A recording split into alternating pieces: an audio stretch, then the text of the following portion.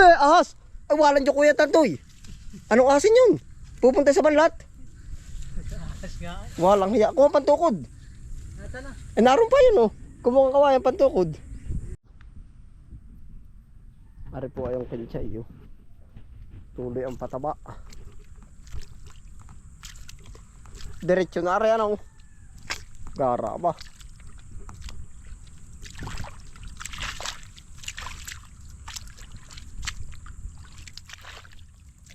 Mas makapal ito, ano? Malang kakapalan to. Ayo. Sa bagay.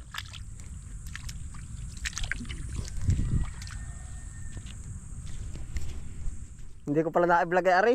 Yung kanina, ilang kilo nga yung Tantoy? 7, ano? Naka 7 kilo po kanina, hindi ko na lang na-vlog. Pa 30 ano? Pa 32 ano? 25 at 7. 32 sa ilang kilo pa pag gagawin 100. Ilang kilo pa? 68. Kaya ka dito 68 pa. Kaya pa yan paglalaki pa. Oo. Isang plat ay 10 kilo. Kaya oh. 1, 2. 6 na plat ah. Isang plat ay 10 kilo. Baka kaya no? 10 kilo pa. Ah, maganda ganar eh. Hindi ba nadilaw? Ba't parang nadilaw? Kaya pa namang isangat yan, ano? Sasangat na lang. Hugawa ng bibi. Hindi, gawa ng ulan. Pero hindi yan. Diretso pa naman yan. Pag sunod tayo dadalhin maraming ganyan. Pero delikado din naman pag ginaparami, ano? Ay lang, ipadalo-dalawang kilo. Kung gayon nan lang. Ha? Kung ayan lang. Salitan.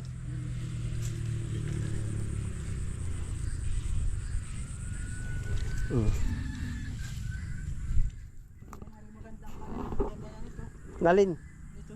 Kinchay. Arabang kinchay. Gawa ng ano, hindi makapag-ikot eh. Ay, oo. Ay, kung kanawin ng ipot, ha? Tutunawin at ididilig. Ganun ang gawa ko dati ah. Tunaw sa timba, saka ilalagay sa ligadera. Sama nga din ang panahon. Ay, hindi baka lumanit pa yan, oh. Manit pa. Ahas! Ay, walang dyan kuya Tantoy. Anong asin yun? Pupunta sa banlat? Ahas nga eh. Walang hiya. Kuha pantukod. Nata na. Eh, naroon pa yun, oh. Kumuha kawayan pantukod. Tutukudan na lang. Ah, may ahas doon na eh. Umalis na ba? Naay pa, naantay ka nga. Baka pumunta sa banlat.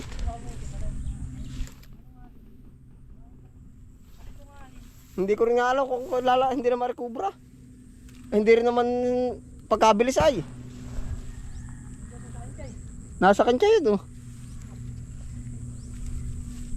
Naroon pa.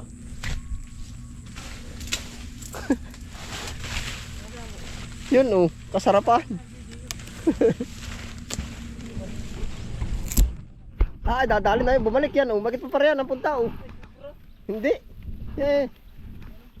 Tutuunan. Maliit. Nakatutunan. Ah, hindi ang kubra. Ang kubra ito.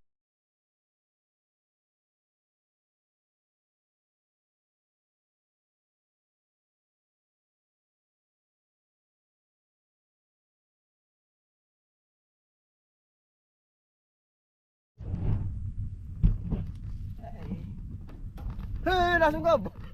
Yan na. Walang dyan. Paano asin yan? Oh, tabi. Nasa po yung ano, kawi. Naay, nakuha ko. Kuha yung kahoy. Yan sa paa mo. Salangain mo, salanga. Wala. May dati mahaba. Aba, lalaban na ito. Puti ko, kuha pantukod na isa. Hindi ako kaya nito, baka may panukod din. Delikado po ay. Ari kaya. Anto, lambot. Okay, ako Kuha ko, matigas-tigas. ang ulo dapat mo ito. Ulan mo. Naay po. Nasa kantsa yan. Huwag mo kung ano yun. Hindi. Ah, bet mong kubo. Ha! Andiyan na. Takay mo. Aba. Utoy. Dinin mo kaka ano. Nalaban na eh. Ano kayang aso? Iba. Oh. Ano yan? Hindi naman kubra, no? Hindi. Iba ang balat ng kubra eh. Hindi yan.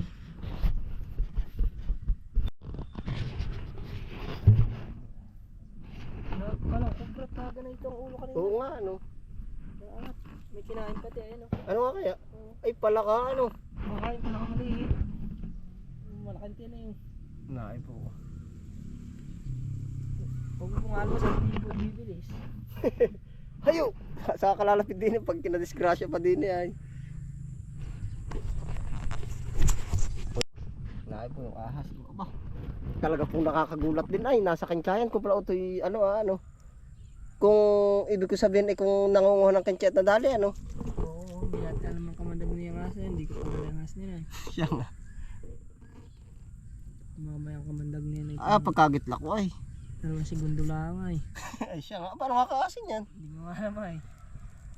Comment na lang nila. Comment na lang nila kung ano asa. Pero hindi ari sawa ano to'y. Hindi po. Ibang iba naman ang ano na yan. Naangat pati ang ulo kaya akala ko ngay kubra. Ay pero ari hindi utoy naman kubra. Hindi Oo. po ari kubra. O yan. No?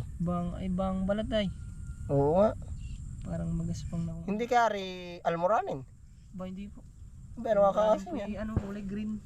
Oh, green mo almoranin. Oo. Ay, anong kulay ba rin? Hindi ka ito banakon. Kulay ano yun ay. Ako na nga siya yan. Baka i-dive lang. Parang anak ng banakon na, hindi ka ito banakon. Ako na nga siya yan. Hindi Ang banakon utoy ganito ay ang pagkabuntot. Yung bang mahaba. May ahas. Ahas. Kasarapan din po, gapuluhan ng lilik.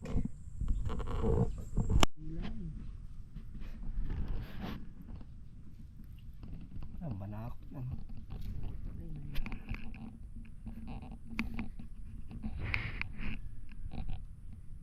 Umutyo na oh.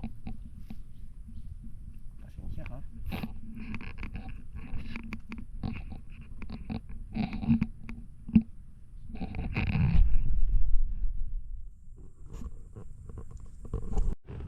Ano po kasi na rin kuya?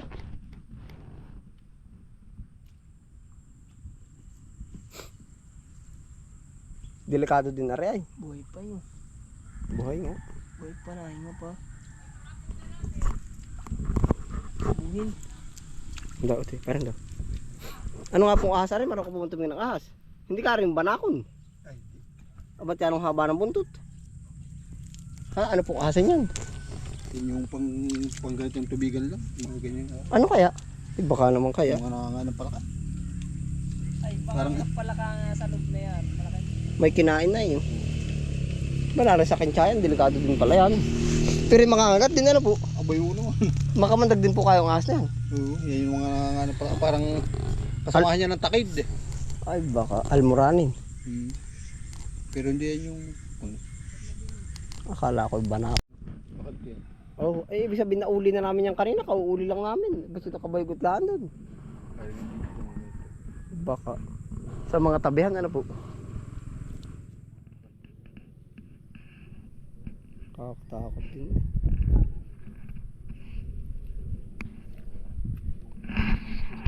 Oh, sige. Kuha pa tayo. Ayan po yung nabawasan na. Naka isang danas pala naman ng harvest na isang puti pa. Ano kaya? At ewan po, ang kapal pa no? Oh, Picture lang. lilinisin na po yan. Are, isang kuha pa, baka isang kuha pa rin ano? Ah, hindi lang. Ilang kuha pa po kang gana rin? Pagka ganyang bagay, madalang na rin naman. Hindi na limit pa eh. Lalo na yung musta. Ay, hanggang doon pa po, diretso po ang akat nila. Oh. Naparami kaya ang hasik. Oo. Napakapal ano. Naparami ang inyong punla. Sayang naman pag hindi inasikaso. Abay, oo naman. May presyo pa yun ngayon. Oo nga ho. Kaya binanatan ha.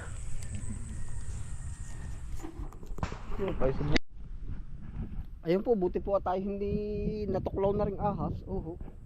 Aba ay kanina po kami pabalik-balik na din eh. Aba si meron palang nakatayok muna ahas. Pambihira iyan. Bigla pong kita ko, bigla bang gumanon. Aba ako tarang din biro. Delikado. Sa bagay po malinis ang ating paligid. Oho. Siguro ngayon hihinuli ng kung ano-ano po ba. Ayun po, ay di ganari po. Kami po kanina ay nag-harvest ng 7 kilo uli. Ay hindi na po napa-episode. Kung po makukuha ninyo yung sunod-sunod ng ating video na may paktaw-paktaw po sa araw, ay di garne po. Tayo po, ang kabuang na-harvest na po natin ay 32 kilo. Unang harvest natin ay 3. Inuli ng 5, 8. Inuli ng 10, 18. Inuli ng 7, 25. Inuli po uli kanina ng 7, 32. Yun, nakailang harvest na tayo. 3, 3, 5, 10, 7. Yan, nakalimang harvest na po tayo dito. Oh. Update ko na rin po pala kayo dun sa ating inabot nung presyo. Di po ba di natin binitaw ng 30 mil? Ay sabi ko hindi. Kumbaga ari po naman, gusto ko lang maka-inspire din po kayo. Ano, kung tama ba yung dinesisyon natin na kabispre hindi mo pa idinali, hindi mo pa ibinanat. Oh. Oh, ba't ibinigay mo? Pwedeng ikaw na lang. Ay di yun po ang naging ganap nga dito. Ano, tayo po sa 32 kilo, ang totoo po ay ano, merong malikot po ang presyo, ay merong nag 450, nag 500. Pero kung i-straighten uli natin, basta ilagay lang natin tayo sa 450 po ang parang gate po dito. Yan, kung man po dumating man sa inyo sa merkado ay medyo mataas na, ay di nasa kanila na po ang patong nun. May naaano po ako, nasabi daw 600, 700 or taas pa kung nasa medyo may syudad ang per kilo. Ay di yun po ang kuha dito sa atin. Ano po, tayo po ay din naka 5 harvest na. Kung mapansin nyo po yung ating tanim ay upaw-upaw lang, yung medyo lipong-lipong, yung kuha-kuha lang. Oh, yan, naka 32 kilo na po tayo. Ang 32 kilo i-times natin sa 450, 345, ay di magkano yun? 345, 500. Di ang 30 po ay sa 500 ay 15 mil. Ay tapos yung 2 kilong butal, basta ilagay na lang 15 mil. Ayun na po ang na-harvest po natin, 32 kilo. Ay di sa 30, 345, 345. Ay anlito po. Itatama ko na po sa 15 mil. Oh, medyo kulang siya ng kaunti. Pero yun na po yung na-harvest natin. Gawa ng kung 500 ay di 5,000, 30 kilo ay di sa 5,000 ay 15 mil na po. Tapos yung 2 butal, mahina po ako mag-compute ay, pero pag binilang ng pera sa atin tayo mabilis na. Paano nga ba, teka? Kaya po minsan sabi ko estimate, kakaunti puro man ang daplis ay tamo 345, 9,000 at saka 45 uli. Nakahina ko po kaya sabi ko sa inyo estimate lagi si Kabis, pero lagi si estimate ano po ay di 9,000, tapos ay isa uling 45 ay di 13,500. Tama po oh, 13,500 at saka 900. Gawin na nating 1,000, di 14,500, bawasan man natin na 100, 14,500, 14,400. Yun, o tempo, kasi estimate natin 15,000, ay di may utang pa kung anong nadaan sa inyo. Oh, ayun na po ang napira natin dito. Yan, dito po ako mag-i-estimate ulit tayo. Yung 5 harvest po natin, nakadali tayo ng 14,400. Ari po ay gusto ko po maka-inspire laang ano po, 14,400. Yan. Kung mapansin nyo po, edi may mga bawas na nga yan. Pero kami po, nagtira ng isang plot na hindi ba binabawasan at aming nga i-estimate kung makakailan. Ito po pansinin nyo po yan kung gaano kakapal kamukha po na rin mga nabawasan. Ito po yung sinadya namin, itong kalahating plot na ito. Yan may mga tama na po yan. Lahat po yan, lahat may bawas. Ito lang namumukod tangi. Pero kung hindi po natin binabawasan, edi ganito ang mangyayari. Kaya po naman binabawasan natin. Tapos sinabi ko pa sa inyo pa 3 kilo noon na dapat i-harvest natin, ay gawa po ng gumagalaw nga ba ang presyo. Bukod po sa gumagalaw ang presyo, iniingatan namin yung straight na 3 days na ulan, sabay bibigay siya ng 2 araw init. Yun, magkakaroon po tayo ng sinasabing kalawang magiging reject. Ay di sabi ko medyo nakakatakot din. Ano po, Na wag naman sana mangyari sa atin yung tayo magkaka-reject. Yan, kung hindi po natin nabawasan, ganito na po ang kakapal, oh. Yan. Oh. Yan, ito po sinadya kong sabi ko wag itirat, i-estimatein nga po ba. Oh, ito. Yan, ganito na po kakapal. Pero yung katapat puro uka. Yun, oh, hanggang doon sa kabilang side. Yan, oh. Lalaki nito, ito. Ganda niyan, ganyan kalalaki. Oh. Papakita ko po sa inyo ito. Yan. Ito po ang dapat sana mangyari ay yan. Pero medyo si Kabispre medyo naduduwag ng kaunti. Gusto ibabawasan na agad, oh. May gripan dagdag po ba sa labor? Yan pa, oh. Tsaka po yung ito, oh. Nakakulot na, oh. Pag gumana rin lahat, oh, posibleng papunta siya sa reject. Kaya sa akin bawasan natin, ah. Yung natira pa si Buyas, oh, laki. Yan, ito po, oh. Yan po ang mga walang bawas, ito isa straight na ito, oh. Pero isa ito. Kakapal pa naman po yan. Oh. Oh, kung mapansin niyo po parang hindi pa nabawasan naman. Kumbaga medyo may nakikita pa rin tayong kapal nito. At saka po shoutout doon sa nagbisita dito. Tinatara na daw kung pwede daw kanya lahat. Ang sabi naman ni kasama po natin si Kuya Tantoy, kung susunod ko sa presyo bibigyan kita, pero yung original na suki namin papasahan pa rin namin. Yung magiging tira kung makakailan, ano po. Yan, ito po. Ay di yun, tayo ay naka 14.4, di po ba't ang tara natin ay 30 mil? Sabi ko ay di kakaunti na. Ang habulin natin kalahati na. Sa estimate ko po naman ay hindi lang kumbaga hindi lang kakalahati pa po yung natira. Kaya sabi ko yung malapit-lapit na at medyo mukha-mukha ng mahahabol, malalampasan po natin yung tara nila, o yung presyo nila na 30 mil. Yan.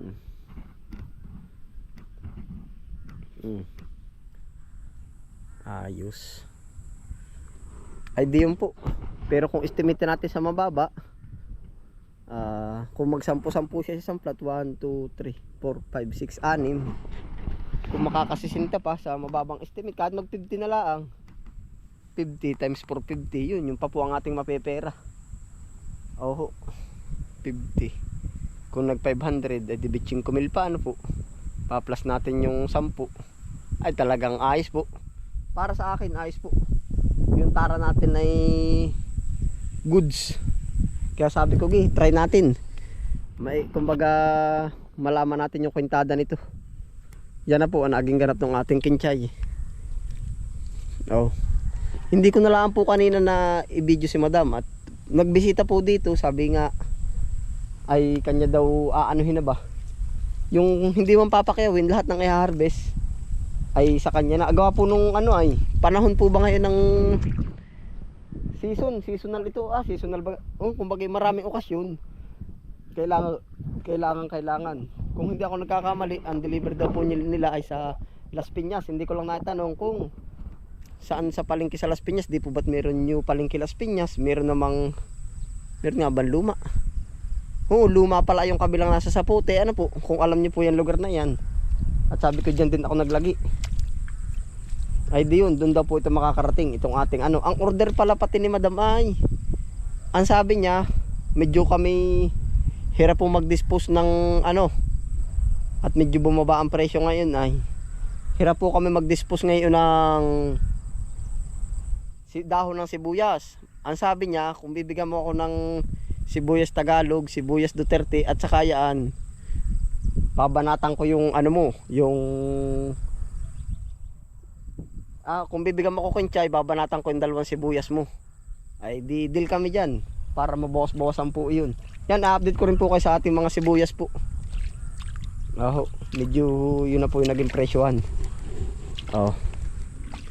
Ayun, ay di pakilasa ko po ay ayos. Update ko na lang po kayo kung hanggang saan yung magiging benta natin dito. At yan po, siguro hanggang tumapos yung holiday season, yung okasyon, baka yung lalahatin na po natin ito. Oh, yung lahat ng pwedeng i-harvest ilalahat na. At ngayon po ay buhos talaga yung presyo ay upo. Hindi man po sa pananamantala, siguro marami yung talagang kailangan gumamit tapos ay nahirapan din pong magpabuhay nung nakaraang panahon po na tayo nagtanim nito. Opo. Ayan, salamat po sa inyo pagsama. Ingat po ang lahat. Happy lang po. Bye.